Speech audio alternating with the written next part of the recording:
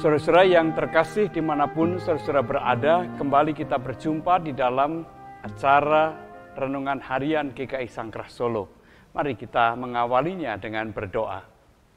Ya Tuhan, kami akan membaca dan merenungkan kembali firman-Mu yang akan memperkaya kehidupan kami, akan meneguhkan iman kami. Biarlah Tuhan yang memimpin kami. Di dalam Kristus kami berdoa. Amin.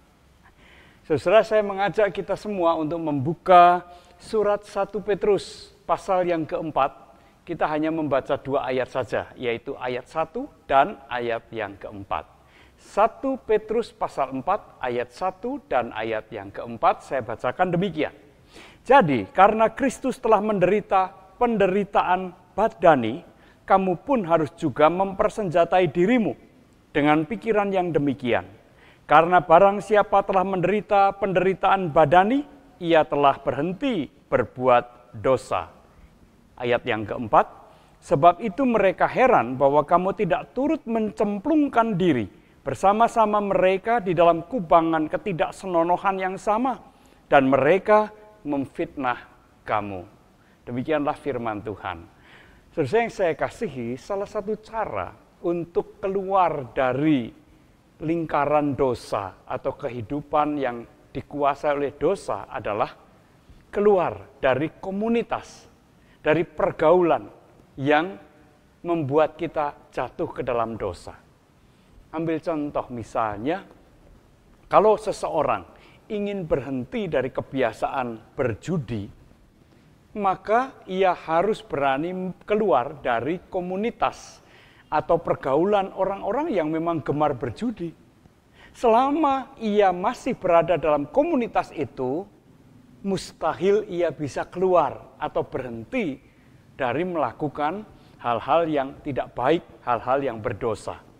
Ia harus memutuskan hubungan dengan orang-orang, dengan komunitas yang memang selalu mengajak kita, menggoda kita atau menahan kita supaya kita tetap berada di dalam kehidupan yang berdosa.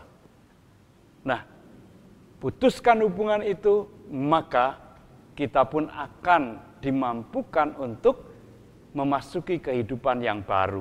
Tentu saja ini tidak mudah, karena tantangan itu pasti segera akan muncul, baik tantangan yang dari dalam maupun tantangan yang dari luar. Tantangan dari dalam, kita merasa takut kehilangan teman.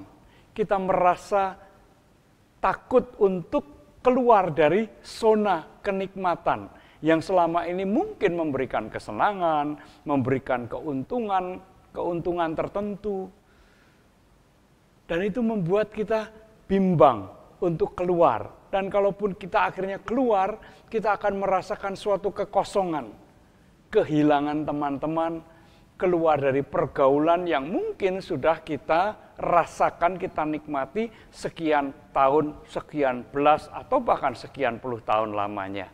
Itu tantangan dari dalam, bahwa kita takut kehilangan teman, takut keluar dari zona kenyamanan, zona kenikmatan, zona dosa. Tantangan dari luar, tentu saja dari teman-teman, dari komunitas yang selama ini bergaul dengan kita. Mereka kemungkinan besar dan sangat mungkin juga tidak rela kehilangan teman, tidak rela kita keluar. Maka selalu ada bujukan, selalu ada upaya-upaya untuk menahan supaya kita tetap berada di dalam lingkungan mereka. Kalau perlu, ya mungkin dalam hal tertentu ada yang melakukan ancaman, tindak kekerasan, dan sebagainya dan seterusnya, termasuk fitnah, menyebarkan cerita-cerita yang tidak benar tentang kita, bisa terjadi. Tantangan dari luar juga bisa dari masyarakat di luar komunitas itu. Kemungkinan besar mereka juga tidak percaya bahwa kita sudah bertobat. Bukankah itu juga dialami oleh Paulus ketika ia bertobat dari hidupnya yang jahat? Maka banyak orang yang belum percaya, belum siap menerima kehadiran Paulus, mereka masih mengalami ketakutan. Jadi pertobatan itu tidak dengan sendirinya akan menyebabkan kita diterima oleh masyarakat kita, oleh lingkungan kita. Bisa saja mereka mengalami orang yang bertobat ini bisa saja mengalami penolakan-penolakan, dan itu merupakan satu penderitaan. Sesuai yang saya kasih dalam Tuhan Yesus Kristus, surat Petrus mau menasihatkan kepada kita supaya kita teguh berpegang kepada Kristus.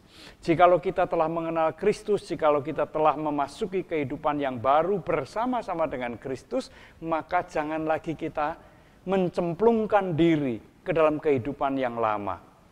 Apapun juga tantangannya, apapun juga kesulitannya, harus berani dihadapi, harus berani diatasi, karena kita tidak menghadapinya sendirian, melainkan bersama-sama dengan Tuhan.